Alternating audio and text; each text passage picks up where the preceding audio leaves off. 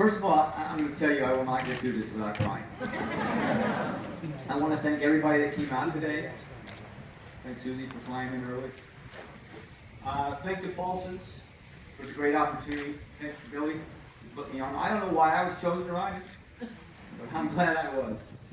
I want to thank the horse park for taking such good care of him through all the years in his retirement. I came here practically every year, and it was a highlight of my trip to Lexington, really, and they took great care of it, so thank you guys.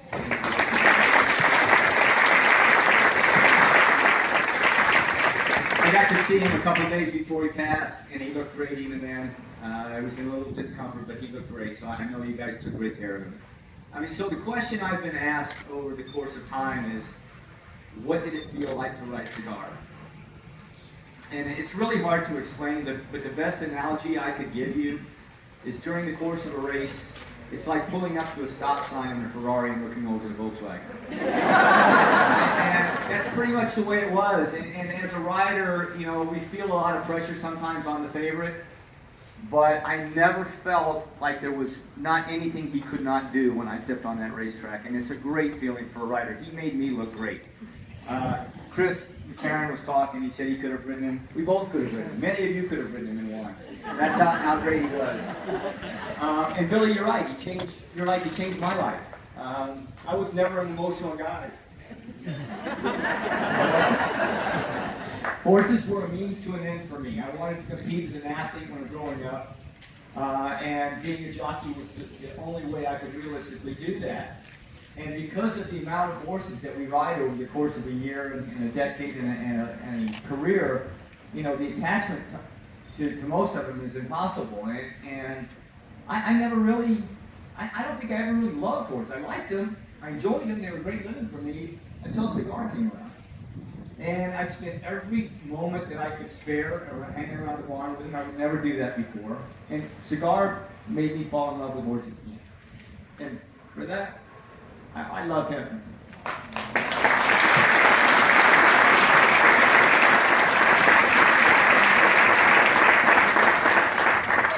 So just two quick inside stories that you'll appreciate about this horse.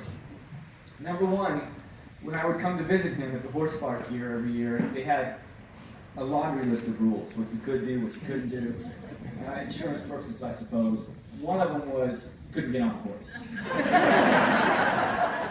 So about the third year I came out here, Tammy walked him out, and I said, would it be okay if I got up on him?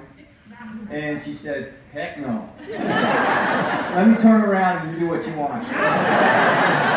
So I swung up on him bareback and just sat on him for, I don't know, 2 or 3 minutes. And it was the best 2 or 3 minutes I had in a long, long time. Just one more round.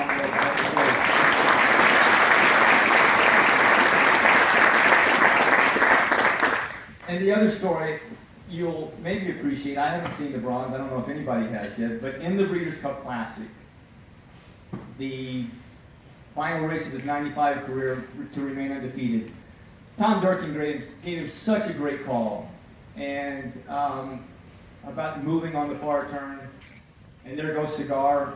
And the only reason, I was asked, you know, why did I choose to let him run at that point? The only reason I let him run is because I couldn't feel my fingers anymore. He was pulling on me so hard that I was losing the feeling in my hands, and I thought if I held him any longer, that I would drop the whip, drop the reins, and so I just went ahead and let him run, and boy did he look great doing it that day. Great horse. Thank you all for coming. Billy, thanks a million. I'm just blessed over him. Thank you.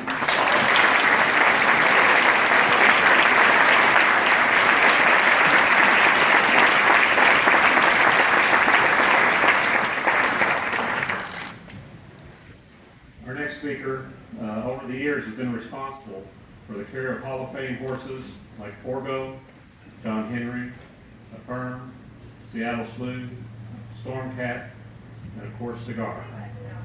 My pleasure to introduce the Hall of Champions manager, Mr.